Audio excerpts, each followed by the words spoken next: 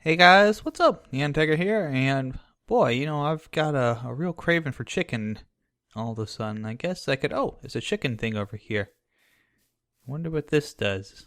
This giant chicken bucket. Huh. Wonder if that might have something that I'm looking for. Could be.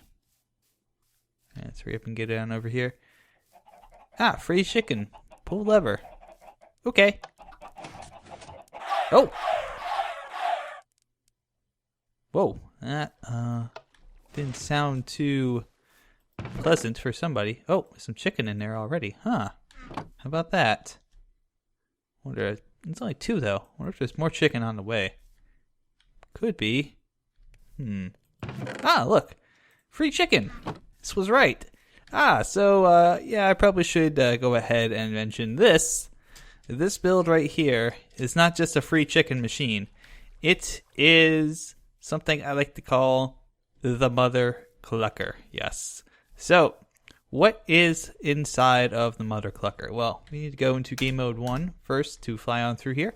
But this is the guts of the mother clucker, and it is I guess you could call it a lossless chicken cooking machine, all in one. So, what this is with 1.10, there's going to be some new blocks and some, not really changes, but changes to the way that the chicken harvesters and other mob harvesters work. Because a lot of them used to use the either a dispenser that dropped lava out of it. So you'd have like a dispenser here, and you would put lava bucket in there, and it would drop out and cook the chicken. You'd have to press the button really quickly to make sure that it just burned the chicken and didn't burn up your items. Or the old way to do it was a lava blade. Well, things have changed now with 1.10, and this is the result of a little bit of thought. I mentioned this in my 1.10 snapshot video. There's a new block, the magma block, that we're going to use here to go through all of the chicken cooking process. It's a lot simpler, actually, because magma blocks are actually readily available. So let's just go real quick through the mother clucker here. So this right here is the chicken receptacle. Now, I have obviously gone ahead and styled this to make it look like a giant chicken bucket. Your decisions may vary on what you decide to do with this. I mean, yeah, it's a giant chicken bucket, making use of those bone blocks. Stupid rain. But what we've got inside here is all the redstone that you need to do the cooking and sorting process. So this right here is what I like to call the mother clucker itself. This all contained right here is actually what we're going to build today. The rest of this is just a couple of hopper filters that were done by a guy by the name of Nims, and he has a tutorial about this up on his channel, so I will link that in the description. It's a fairly simple hopper. It was built for 1.8, this hopper filter, and it works in 1.9 and 1.10 apparently as well, since we are in the snapshot right now. But it's working perfectly fine. Obviously, this is for the feathers, so this filters down to here, and then the chickens just pop into here. They go down through a giant hopper conveyor belt. This is just our fuel source, so this can be anything. I got blaze rods in there because they're most efficient, and they're not buckets, and buckets are annoying. So you can see the chickens are cooking up inside this one furnace. You can obviously set this apart to do multiple furnaces if you want to, and then it comes out here to the chest outside, and that's where your free chicken is. So the most important thing, as I mentioned, is this guy right here, the mother clucker cooking device itself. Now this can actually stand on its own if you want to build it that way. And I'll come out here and show you how it's built. So we're gonna have to toggle down all for once. There we go. Stupid rain. I hate when it rains on here. So this right here, and I'll show you how to build one of these, is this device right here. This is actually the entire cooking device, all easily constructed. And like I said, you could just have it so that the chickens drop down into here. They don't even have to go to a furnace. They can go right into here. You can have raw chickens and then just have that output into another chest. So I'm going to show you real quick how to set all of this up, and we'll get cooking. Quite literally. Alright, so what we've got visually before us is this line of sea lanterns right here is the chicken, I guess you call it the chute. of where the chickens are going to kind of come down from. And that's just a visual indicator. It's not actually going to be in the build. It's just so you guys can see kind of what we're doing here.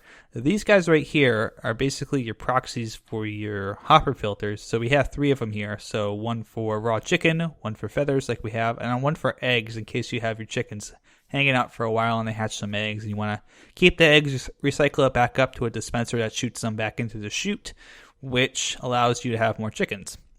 So first thing we're going to do is build ourselves a item conveyor belt, in a way, I guess you could call it. It's just a way to move the items into their correct hopper filters. So you just make a little 1 by whatever long trough, and then you take your water bucket, and this is very important.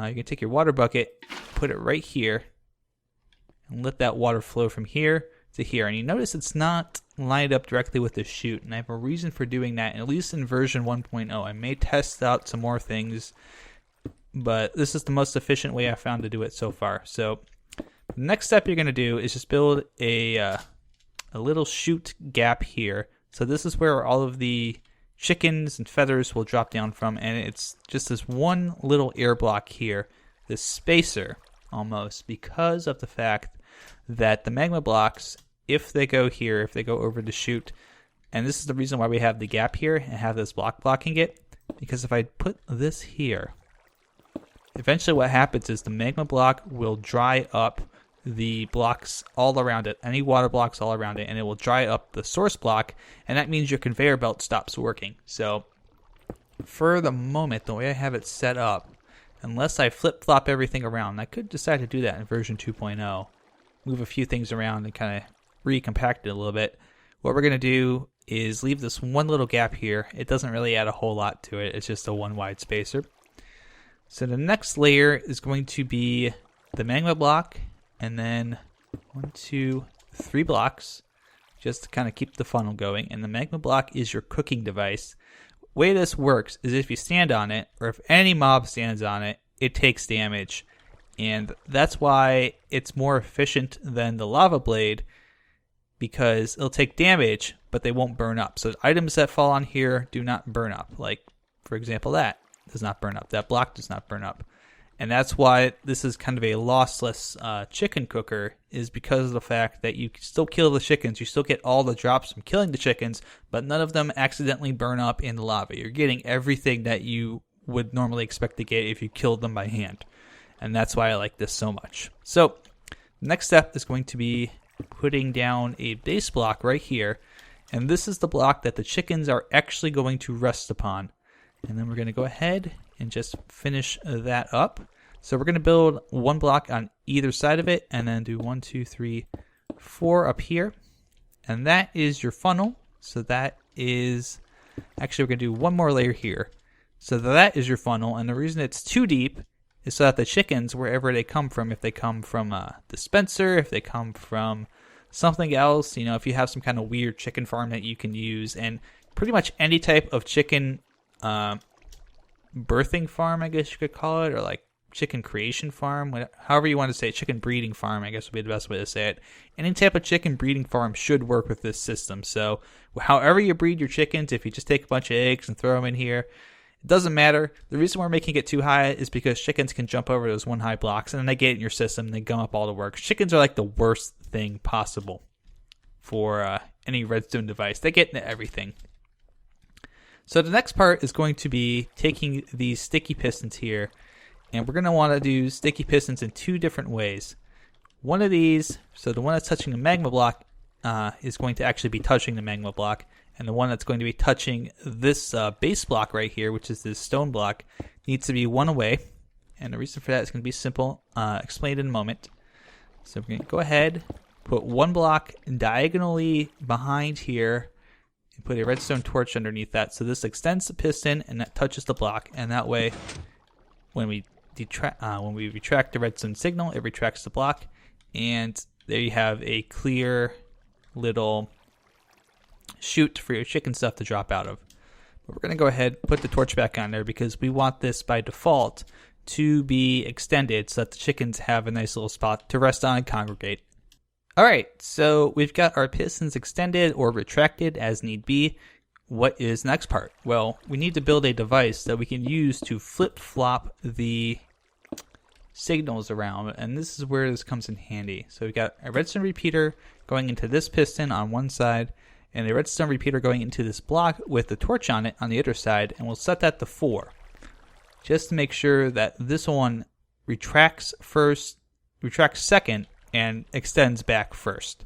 So the way this is going to work is that we just connect these two with a little bit of redstone, and then for example we'll go ahead and put a signal down here, and voila. So what happens here is that instead of having these blocks retract simultaneously, this block pushes in first with the magma on it, which is then followed by the base block retreating. And what that does is ensures that the chickens, with their kind of floatiness that they have, don't accidentally float down either into the block and get crushed, or float down past the block and then get stuck in the item conveyor belt. That way they end up getting cooked on the magma block, and then when we're all done, we just use a lever, keep in mind a lever or some kind of bud switch, to flip the signal. This one retracts first. Everything drops down through here when this block retracts, and then everything is set back to normal. This block goes back here, and we're ready for more chickens to drop on in. Alright, so to show this thing off in action, what I've decided to do is go ahead and fill it up with chickens, obviously chicken eggs. You can see all the chickens, they're very happy down there, aren't they? Very, very happy. So what happens if I step on this pressure plate and send out a signal? Oh no! The chickens are being cooked. And there you can see everything is right down there, compiled in those two piles. That's every item that dropped out of those chickens. And now I step off it, you can see it drops effortlessly right down into the hoppers, then into the conveyor belt, and then into the hoppers. And it should be located all right in this hopper. So 19 and 23. And just to prove that nothing gets burned up, we're going to take those 19 and 23 out. I'm going to throw them back in there, and we should have 19 and 23 that come down. They touch the block, they drop back through, and there should be 19 and 23, 23 and 19 in that hopper. So there you go, proof that nothing gets destroyed inside of the mother clucker because of the magma block's properties, which is very nice, and I expect a lot of cookers to start using this block instead of using the lava blades and using like lava dispenser block items. I think a lot of that stuff is now old-fashioned as of 1.10 coming out. I don't think you're going to see that a lot more. You're going to see a lot more with the passive style of system, and we didn't use a passive system on this build. We have another one that we're working on that uses a passive cooker, and I can go show you that real quick.